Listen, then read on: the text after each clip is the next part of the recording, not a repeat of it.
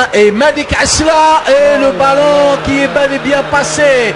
Malik Asla qui s'est fait piéger sur cette frappe signée Abderrahmane Hachoud. Encore lui, on en parlait tout à l'heure, on disait qu'il fallait se méfier de ce joueur. Les Sétifiens ont commencé à procéder par des frappes de loin et cette frange de supporters sétifiens qui ont fait le déplacement, qui laissent exploser leur joie. Et je pense que là, la responsabilité incombe et à la défense et au gardien, puisque là, il ne faut pas laisser Hachoud tirer à partir de cette position. Comme je l'ai bien souligné il y a à peu près 2-3 minutes, que c'est une des solutions, c'est le tir de loin. Donc je pense que même Hachoud, je l'ai dit qu'il faut le surveiller parce que c'est un joueur imprévisible, c'est un joueur qui a beaucoup de qualités techniques et physiques. Passivité de la part des défenseurs de la JSK ici. Passivité plutôt, non, mais plutôt un manque de vigilance.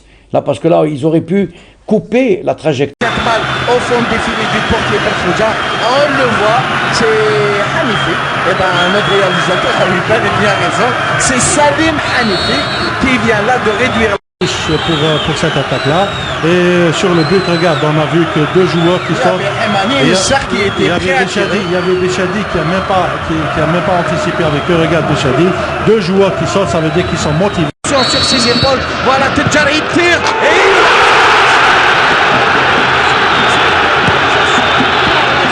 cela s'est passé à la 74e minute de l'Ozoya.